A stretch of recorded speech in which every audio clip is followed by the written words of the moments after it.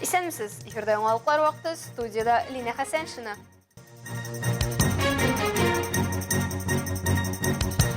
Каникуллар артта калды. Алда яңа мөмкинлекләр тулы уку елы. Рус якташында славян гореф-гадәтләрен саклау яклылар. Ознакайда заманча шахмат уеннары узды.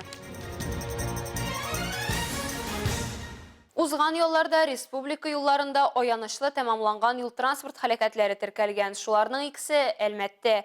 2 сентябрь төнендә Казан-Оренбург юлында КАМАЗ йөк машинасын йөртүче руль белән идарәсен югалта һәм каршы як полосага чыгып, Джелли маркалы җиңел автомобиль белән бәрелешә.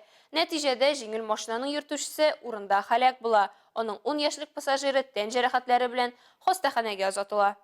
3 сентябрьдә иртәнге 4ләр тирәсендә объездная урамы 37-нче йорт каршында ВАЗ Kia Spectra автомобиле белән бәрелешә. Беренчел мәгълүматлар буенча ВАЗ автомобиле ягулык салу станциясеннән чыгып барганда Төзүчеләр проспектыннан Монтажный урамы юнәлешендә хәрәкәт иткән Kia Spectra автомобиленә юл бирми. Нәтиҗәдә беренче машина йөртүчесе авыр тән җәрәхәтләре белән хастаханәнең реанимация бүлегенә озатыла. Тик табиблар аның гомерен саклап кала алмый. Юл хәрәкәте иминлеге инспекциясе автомобильчеләрне юлларда сак булырга һәм кагыйдәләрне төгәл үтәргә чакыра. Район предприятиеләре һәм хезмәтләре җитәкчеләре катнашындагы Дүшәмбе планеркасында калабызда бу сезонда алып барылган төзелеш эшләренең барышы хакында сүз барды. Төп докладны Әлмәт муниципаль районы башкарма комитеты җитәкчесенең төзелеш буенча урынбасары Денис Косарев тәкъдим итте. Ул уңайлы шәһәр мөхитен формалаштыру федераль проект кысаларында шәһәр күле һәм Әлмәт су саклагычы төзекләндерелү барышын сөйләде. Моннан тыш юллар төзелешенә дә игътибар итте. Әлмәт районында аларның гомуми озынлыгы 2241 километр. Быел Алексеевская Альметьевск түләүле автомагистрален төзү дәвам итә. Башка төбәк һәм җирле юлларны ремонтлау һәм торгызу да башкарыла, диде ул. Денис Косарев билгеләп үткәнчә, хәзерге вакытта барлык объектларда тәмамланмаган һәм тагын күп эш таләп ителә. Шул исәптән Комсомол паркы, су саклагыч, шәһәр күле реконструкцияләрен, шулай ук Совет һәм Тахиров урамнарын реконструкцияләүне тәмамлауны хәл итәсе бар. Быел кулланышка тапшырылган тагын бер объект калабызның инженерлар лицейындагы креатив индустрияләр мәктәбе. Ул придуманы в России проекты кысаларында булдырылган һәм яңа уку елында өстәмә гомуми белем бирү программалары буенча эшли. Основная цель нашей школы – это чтобы дети могли монетизировать свои знания. Креатив индустрияләр мәктәбендә 6 юнәлеш буенча өстәмә белем алып була. Бу тамашачы, әйләнә-тирә мөхит һәм виртуаль дөнья арасында үзара бәйләнешкә юнәлтелгән контент булдыру студиясе. Анимация, цифрлы персонаж һәм органик анимация, уен һәм мультипликацион персонажлар булдыру. Ребята учатся у нас при помощи графических планшетов отрисовывать иллюстрации. То есть эта студия как раз тоже будет очень честно сотрудничать с внешним рынком. Кулланучы тәҗрибәсен яхшырту һәм әйләнә-тирә киңлекне модернизацияләү, навигация, плакатлар, интерфейслар булдыру буенча дизайн студиясе. Фото һәм видео җитештерү студиясендә дөнья дәрәҗәсендә концептуаль һәм сатучы проектлар булдырырга, трейлерлар, реклама роликлары җитештерергә өйрәтәчәкләр. Заманча электрон музыка һәм тавыш режиссурасы, саунд дизайн студияләре дә биредә урнашкан.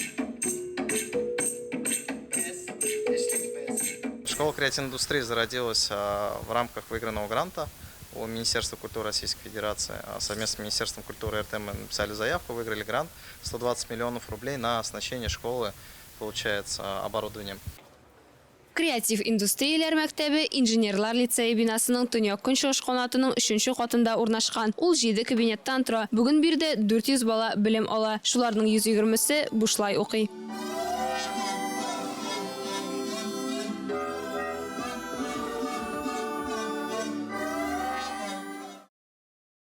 Татарстанда җәйге каникул чорында 148,703 бала һәм яшүсмер ял итеп үз сәламәтлекләрен ныгыта алган. Алар өчен республика территориясендә 1554 ял оешмалары эшләгән. Бу дәвалану белән шифаханә, курорт, ял итү учреждениеләре, палаткалы лагерь, мәктәп янына хезмәт һәм ял лагерьлары. Шул исәптән 4937 үсмер Кара диңгез яр буендагы 4 лагерьда ял итә. Болық булмаган балалар белән эшләү хезмәтендә исәптә торучылар, авыр тормыш хәлендә калучылар, сәламәтлеге ягыннан мөмкинлекләре шикле сабыйлар һәм әтиләре хәрби операциядә булучы гаиләләрнең балалары да җәйләрен файдалы итеп уздыра алган, диелә Балалар һәм яшьләр эшләре министрлыгы матбугат хезмәтендә. Ял белән тик уку елы башланды. Димәк, эшләргә вакыт. Балалар яшьләр иҗаты үзәгендә ачык ишекләр көне узды. Ул яңа уку елы башлануга багышлап үткәрелде. Биредәге өстәмә белем юнәлешләре белән танышырга килгән балалар өчен күңел ачу квесты оештырылды. Давай вот здесь напиши, вот где место есть, вот чистое место прямо вот здесь, ага. Так, первая буква твоего имени. О, молодец. Балалар яшьләр иҗаты үзәге ишек алдында биредәге студияләрнең һәм секцияләрнең ачык мастер-класслары уздырылды. Өстәмә белем алу өчен туры килә торган юнәлешләрдә һәркем үзен сынап карый алды. В рамках начала учебного года мы решили для всех жителей города Альметьевска и для наших нынешних первоклассников, для учащихся наших объединений провести небольшой такой праздник, как праздник знаний в Центре детско-юношеского творчества. Буквально только что завершился квест для первоклассников нынешнего учебного года, которые смогли показать себя в различных направлениях и, конечно же, получить в подарок памятные сувениры. Бүген балалар яшьләр иҗаты үзәгендә 15 студия һәм берләшмә эшли. Мәктәпкәчә яшьтәге балаларның иртә үсеше, инглиз теле студиясе, вокал, хореография, рәсем сәнгате һәм декоратив гамәли иҗат, театр, КВН, яшь хәрәкәт инспекторлары, робототехника, йөзү, баскетбол, волейбол, чоңгы, гимнастика һәм интеллектуаль уеннар. Балалар яшүсмерләр иҗаты үзәге секциясенә теләге булган һәркем языла ала. Укулар 5 яшьтән 18 яшькәчә кадәрге балалар өчен үткәрелә. Секцияләрнең күпчелеге сәламәтлеге ягыннан мөмкинлекләр шикләнгән балалар өчен дә туры килә. Бәйрәмнәр берләштерә. Бәйрәмнәр халыкларның данлы үткәнен киләчәк белән тоташтыра. Рус Акташ авылында узган фестивальне оештыручылар әнә шундый фикердә. Бер көндә бер юлы узган 3 спас бәйрәмен безнең иҗат төркемендә күреп кайтты.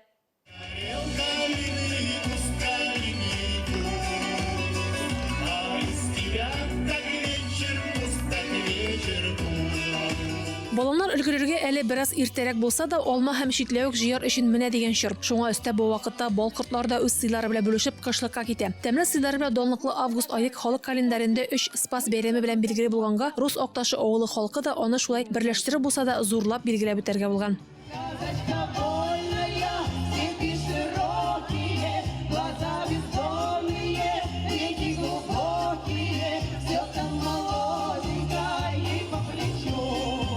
Бәйрәм булгач ипи тозсыз булмый. Бирегә килгән һәркем авыл халкы әзерләгән сый-нимәттән авыз итте. Кемдер алмалы өстәл өчен җавап бирде, икенчеләре баллы чәй әзерләде. Ә менә авылның урта мәктәп коллективы ипиле чәчәкле өстәлгә өстенлек биргән. Хлебный спас обязательно должен быть на столе каравай. И считалось, чем красочнее, чем больше, сильнее расписан этот каравай, тем больше хозяйка-рукодельница. Алмалы сыйлар белән авылдашларын сыйлаган өлкән буын кешеләре бу бәйрәмгә аерата куана. Мондый очрашулар халыкны берләштерә, халкыбыздан килгән гадәтләрне сакларга мөмкинлек бирә, ди алар. Бергә үткәрергә кирәк, бергә яшәргә кирәк, бергә инде кирәк ул. Чарада балалар өчен остаханәләрдә эшләде, биредә авылның талантлары үз хезмәтләрен күрсәтте. Рус Акташына бәйрәмгә килүчеләр әлбәттә инде авыл халкының кунакчылыгыннан рәхәтләнеп файдалана алды. Шуннардан тыш алар өчен менә шушындай махсус фотозоналарда оештырылган иде. Фестиваль кичкә кадәр җыр-биюләр белән дәвам итте. Аны авыл клубы хезмәткәрләре оештырган иде. Рәдифә Нугманова, Рафаэль Сафин, яңалыклар вакыты, Луч, Әлмәт телекомпаниясе.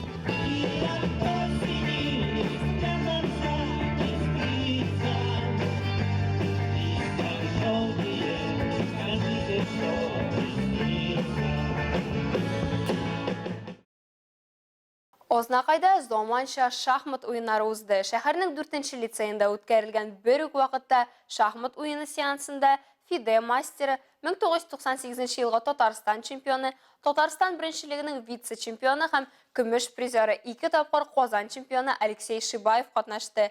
Теманы Илмира Шәрифуллина дәвам итә. Шахмат ярышлары башка спорт чараларына охшамаган. Биредә һәр хәрәкәт мөһим, аның кагыйдәләре дә кызыклы. Уенчылар һәр адымны уйлап ясыйлар, үз көндәшен алдап калырга тырышалар. Чараны Азнакай районы башлыгы урынбасары Роза Галиева ачты. Ул катнашучыларны һәм тамашачыларны сәламләп, оештыручыларга рәхмәтен белдерде. Дорогие любители этого замечательного вида спорта шахматы, действительно, в Азнакайском муниципальном районе уделяется огромное внимание этому виду спорта. Особенно в последние годы мы с вами развиваем этот вид спорта. Наш район принимает активное участие в республиканских соревнованиях. Я не могу не сказать о том, что муниципальные служащие нашего района уже на протяжении многих лет по многим видам спорта занимают второе место в республике, уступая лишь городу Казань. Хотелось бы, чтобы сегодняшние соревнования, вся проделанная работа в течение года нам помогла взять Казань. Роза Галиева Азнакай районы башлыгы исеменнән Алексей Шибаевка рәхмәт хаты тапшырды. Первый раз меня пригласили в Азнакайский район. Прекрасная организация и очень рад количеству играющих. Азнакай районында шахмат үсешенә аеруча зур игътибар бирелә. Барлык мәктәпләрдә, балалар бакчаларында шахмат зоналары булдырылган. Балалар иҗаты үзәгендә шахматчылар клубында түгәрәкләр тулы куәтенә эшли. Район шахматчылары республика күләм турнирларда да актив катнашалар. Илмира Шәрифуллина, Рөстәм Әкбәров, Яңалыклар вакыты, Луч, Әлмәт телекомпаниясе. Әлегә шулар, мин Лина Хәсәншина һәм монтаж операторы Динара Гайнетдинова сезнең белән сау булашабыз. Исән-имин булыгыз.